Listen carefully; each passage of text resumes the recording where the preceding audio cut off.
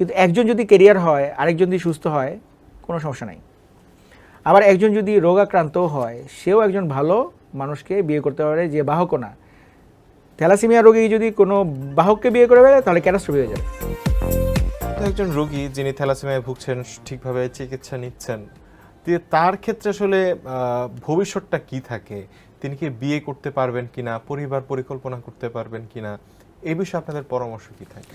না, অবশ্যই তিনি থ্যালাসেমিয়া রোগে আক্রান্ত হলে অবশ্যই তিনি বিয়ে করতে পারবেন এবং অবশ্যই তিনি বাচ্চা নিতে পারবেন। আচ্ছা, কিন্তু খেয়াল রাখতে হবে যিনি যাকে বিয়ে করছেন তিনি যেন একদম বাহক হলে সমস্যা। আপনি কিন্তু ব্যাপারটা ইস্যু কিন্তু এখানে দুইজন ক্যারিয়ার বিয়ে করতে পারবে না, কিন্তু একজন যদি ক্যারিয়ার হয়, আরেকজন যদি সুস্থ হয়, কোনো সমস্যা নাই। আবার একজন যদি রোগাক্রান্ত হয়, সেও একজন ভালো মানুষকে বিয়ে করতে পারে যে বাহকও না। থ্যালাসেমিয়া রোগী যদি কোনো বাহককে বিয়ে করে ফেলে তাহলে ক্যাটাস্ট্রফি হয়ে যাবে।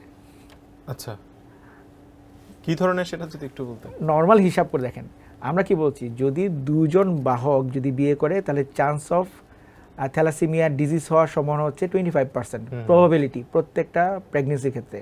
বাট একজন যদি থ্যালাসেমিয়া রোগে আক্রান্ত হয় আর আরেকজন যদি বাহক হয়, দুজনে যদি বিয়ে করে ফেলে তাহলে থ্যালাসেমিয়া রোগে আক্রান্ত হওয়ার সম্ভাবনা আরও বেশি বেড়ে যাচ্ছে না, 50% হয়ে যাচ্ছে। 50% হয়ে যাচ্ছে, তার মানে ওটা ক্যাটাস্ট্রফ। বাট সে সুস্থ যে কাউকে বিয়ে করতে পারবে।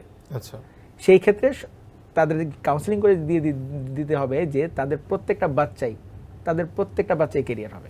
ক্যারিয়ার হলে সমস্যা নেই। একটা বিষয় হচ্ছে যে চিকিৎসা নিতে পারছে না, সে হয়তো অকালে তার প্রাণটা ঝরে যাচ্ছে কিংবা সে অসুস্থতায় তার জীবনটি পার করে দিচ্ছে, কিন্তু যে আসলে সুস্থ আছে বা নিয়মিত চিকিৎসা নিচ্ছে তাদের ক্ষেত্রে আপনি যেটা বলেন যে পরিবার পরিকল্পনা করতে পারে, সবকিছু ঠিক আছে, আর কোনো আশার বাণী আছে কিনা? কারণ সমাজ তাকে অনেক সময় বোঝা মনে করে, তার মা বাবা, সে হয়তো একটা সময় যখন বড় হচ্ছে সে হয়তো ফিল করছে যে আসলে তার জন্য হয়তো তার পরিবারের একটা বড় ধরনের সমস্যা ফেস করতে হচ্ছে, সেক্ষেত্রে তাদের মেন্টাল স্ট্রেংথটা আসলে কেমন থাকা উচিত? না, দেখুন, যদি থ্যালাসেমিয়ার চিকিৎসা সে নিয়মিত করে তাহলে তার এ নিয়ে সে স্বাভাবিক জীবনযাপন করতে পারবে এবং এক্ষেত্রে সে স্বাভাবিকভাবেই সে জীবন শেষ করতে পারবে, আমরা আশা করি। মানে আমরা জীবন শেষ করা মানে আমরা কি বুঝি যে নর্মাল লাইফ এক্সপেক্টেন্সি, আমাদের দেশে লাইফ এক্সপেক্টেন্সি হচ্ছে অ্যারাউন্ড 70-71।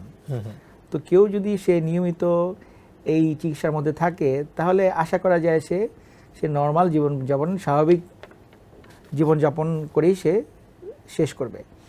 কিন্তু প্রবলেমটা হচ্ছে যে সেই চিকিৎসা তো সে নিচ্ছে না বা পাচ্ছে না। যদি না পেয়ে বেশিরভাগ মানুষই পাচ্ছে, বেশিরভাগই মানুষই পাচ্ছে না। এখন আমি তাহলে আরেকটা কথা বলি, আমাদের দেশে তো প্রায় 1 কোটি ডায়াবেটিস পেশেন্ট, প্রায় 3 কোটির উপরে হচ্ছে সাসপেক্টেড ডায়াবেটিস বা প্রি ডায়াবেটিক বা তারও বেশি। তো ডায়াবেটিস আক্রান্ত পেশেন্ট, ওদের ডায়াবেটিস তো ভালো হয় না, তো সেই ক্ষেত্রে তারা ম্যানেজমেন্টের মাধ্যমে ভালো আছে না, বরং যারা ডায়াবেটিসে আক্রান্ত তারা স্বাস্থ্য ভালো থাকে, ডিসিপ্লিনের মধ্যে থাকে। ব্যাপারগুলি তাই।